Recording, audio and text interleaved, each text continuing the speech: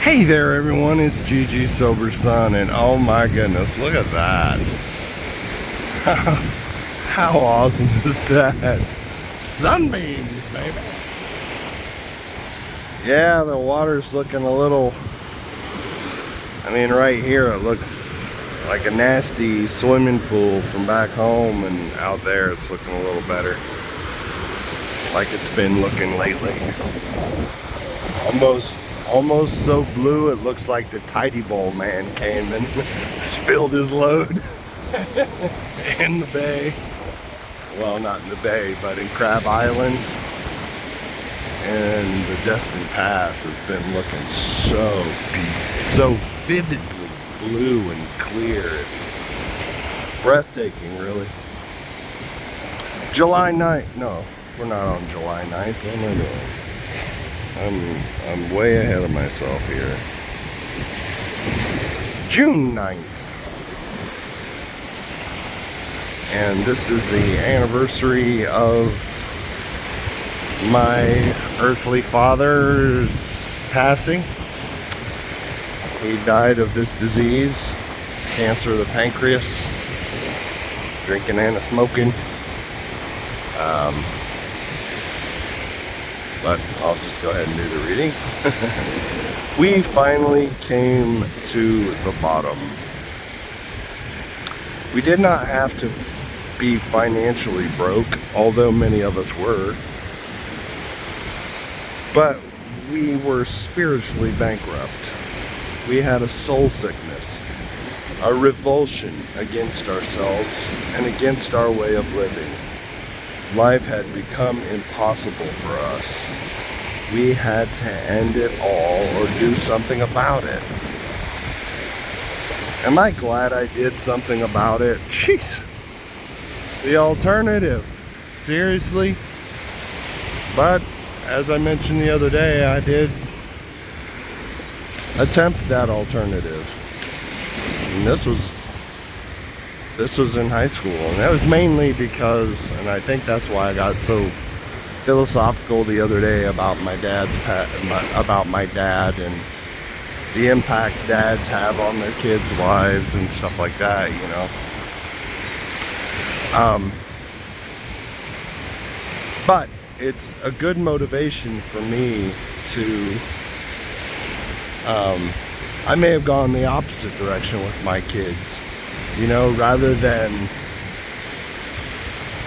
force, or I should say insist that they set goals and accomplish them and set standards for them, I just kind of went along to get along, you know.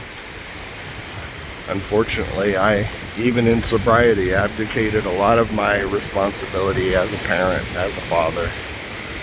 But I did get some positive feedback from my son at one point when his Father's Day, which is coming up soon. And he sent me a card that said,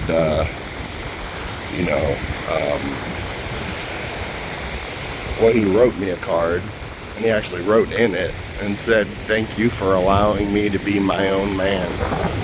And I was like, whoa, nailed it. I definitely, it blew me away. Because that is exactly what I attempted to do. I mean, I read a book with him when he was about 11. And it was called Every Man's Battle. No, Preparing Your Son for Every Man's Battle. And we talked about things in there that I never would have thought about talking to him about. So thank God for that, you know. And I really think that we were consistent and we got through it, as I recall. But, some of that was that, hey, as you get older, you're going to naturally want to pull away from me. You're going to naturally want to go your own way, but know this, that I have, nobody loves you more than me, and that if anybody is contradicting my guidance, they probably don't have your best interest at heart, so to speak. That's kind of how they were talking, in the book, and it was so true, I mean, not that I think I've got all the answers by any means, but I had to humbly accept that, hey, as much as I want to guide him, I may not know what's best for him. Only it's a decision between him and his higher power. Guess what? God doesn't have grandchildren. You know what I mean? I don't have to be the conduit of God's will in his life. And it's especially important later on in life. And he's got to make his own mistakes. And that's important. I struggle with how much I'm involved and how much I insert myself into his situations. It's like, the same with my daughter, of course. Absolutely, she's my firstborn. But it's, it's like, I want to help, but it seems like every time I help, it makes matters worse, or postpones, pads somebody's bottom kind of thing. But it's a really high-class problem, considering, if I were still drinking,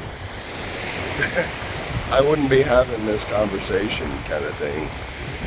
But when I came to quote-unquote rock bottom, I had and I still have a long list of yets.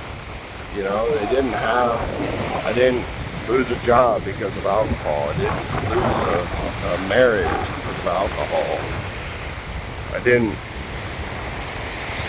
I'm sure I did ruin relationships because of alcohol, but I'm talking about yets.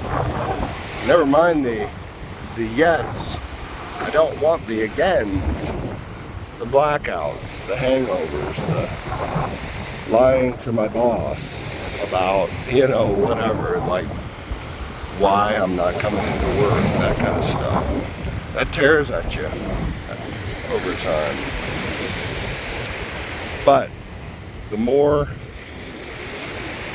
I should say, the last couple sentences there, we had to end it all or do something about it. My dad basically drank himself to death, and I think he had made so many mistakes over his life that his life was all about regret. And I really believe he felt like he had no other alternative but no relief but to drink. And he was the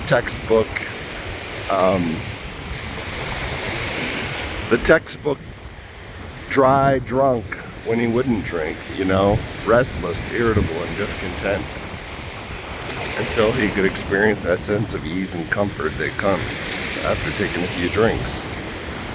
There was one time I confronted him about his drinking, and I don't want to make this about an Al-Anon thing, but this is just an example of the messages that I got growing up. So, and he agreed to stop drinking, and he did for about a week. And then, a week or two, might have been 2 weeks, I don't know. But then one day he came home with a 12-pack in a happy mood, And then he sat down, came and had a talk with me, and basically said, that because of his amputation, he has a hard time sleeping, and basically it helps him sleep. Alcohol helps him sleep. And I'm like, okay, yeah, I get it. And he, and the message I got is if you got a problem, there's a solution. Alcohol's a solution. I was probably, how old was I? I don't know, 13 maybe? I think I was 13. But,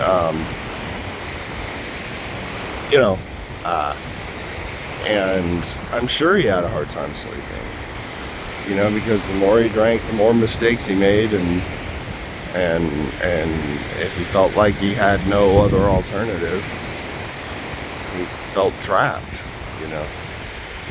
So, he had a heart attack at the age of 50, I think, and then, he was dead by the time he was 55. I turned 55 this month. So this is kind of a reflexive anniversary of his passing. He passed away in 1998, so that was 25 years ago? Is that right? Yeah. And so it's crazy.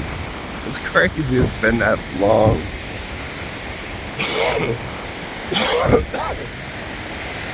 And really, I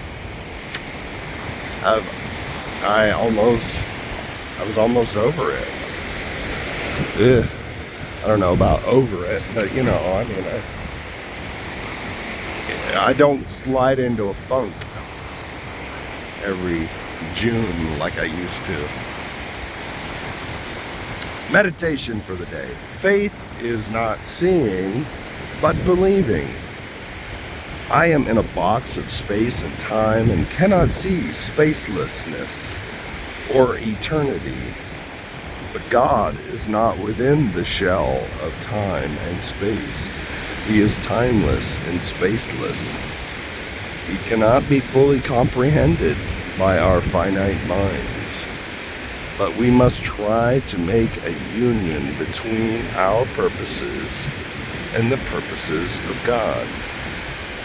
By trying to merge our minds with the mind of God, a oneness of purpose results. This oneness of purpose puts us in harmony with God and others. Evil comes from being in disharmony with God, and good comes from being in harmony with Him. I love that. I love thinking about the fact that in practical terms, this notion that God is the author of time, right? And there's been times when it's like recently. So again, at the risk of sounding overly pious, I'm part of the prayer team at my church. And the night of the week that we gather to specifically pray for one another in the church and the town and everything, I was stuck in Panama City, so it's a long way away, and there's a lot of I love those clouds like that. I always think they remind me of mountains. Big, fluffy, majestic looking clouds. Awesome. Anyway, there was a lot of reasons why I had to go back home, which is in the opposite direction, and do something else. And I just couldn't see how it was going to work out, And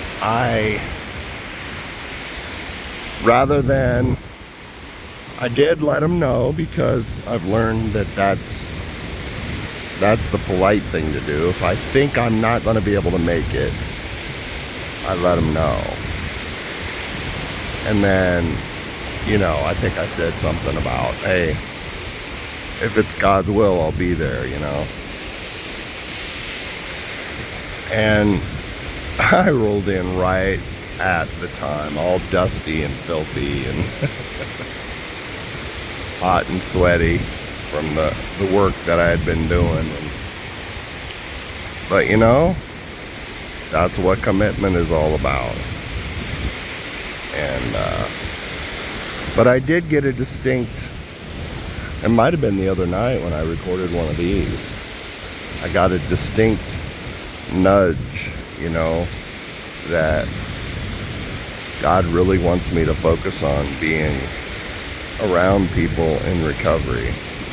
So I made more of a commitment to go to the treatment centers. Tomorrow I'm going to the jail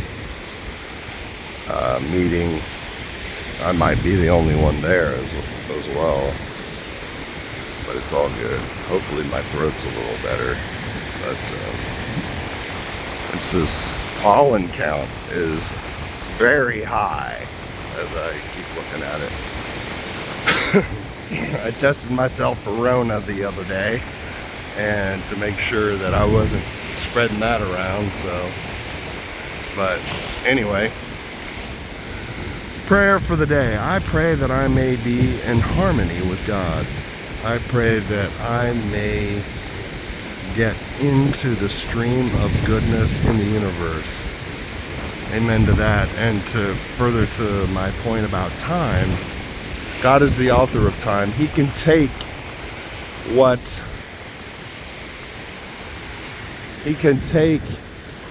time, because as a person with ADHD, I'm constantly up against it. It seems like, and it really, it's real struggle.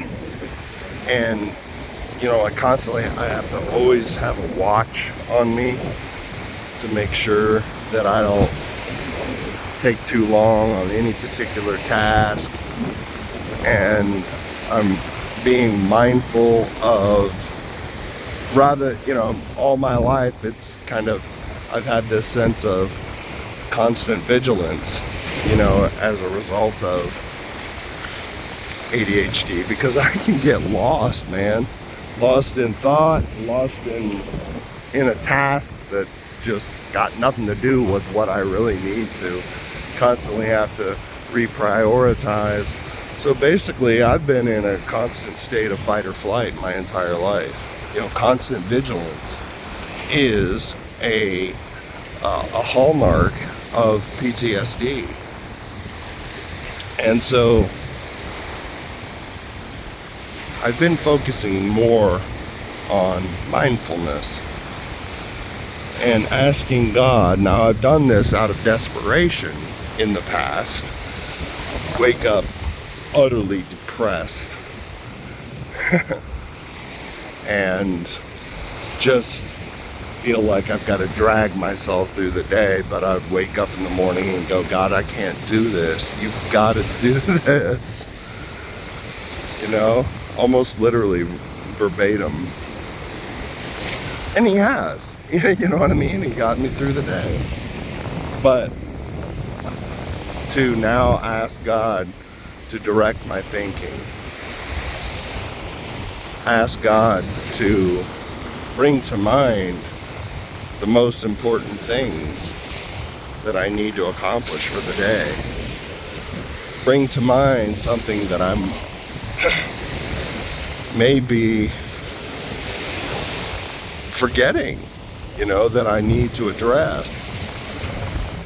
And then I can just relax and take it easy, as I read this morning. We don't struggle. That was on Awakening reading. So, man, AA just breaks it down, right? And God is the author of time, and he can take a minute and stretch it out for my good. I remember as a kid, you know, and just, I just can't wait till Christmas, you know, or waiting for the end of the school day and it looks like the clock is ticking backwards, you know what I mean? But when we ask and let go, when we ask God, please maximize this time and let go and stay focused, God can maximize a minute, man. He can stretch it out. He did it in the Bible. He extended a day so they could win the battle.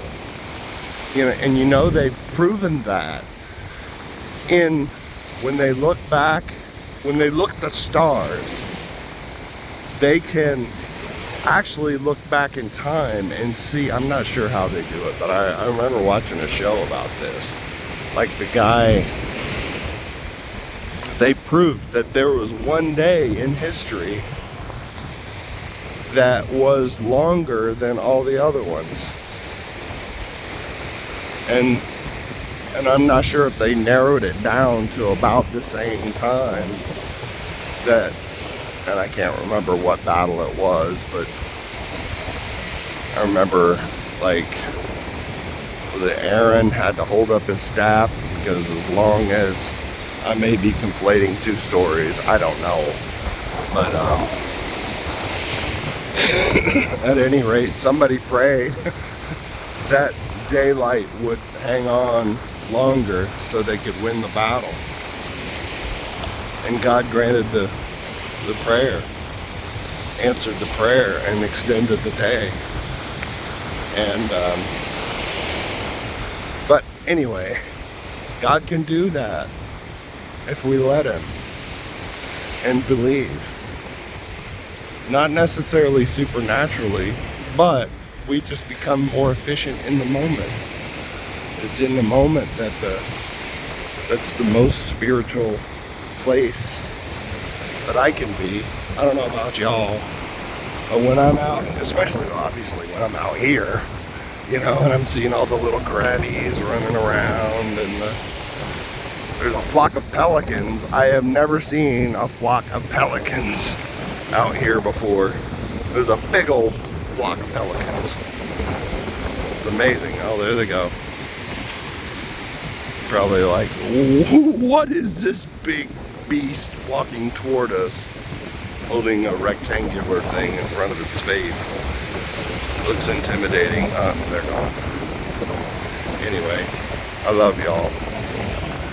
Keep coming back. Look up. Aim up. Rise up.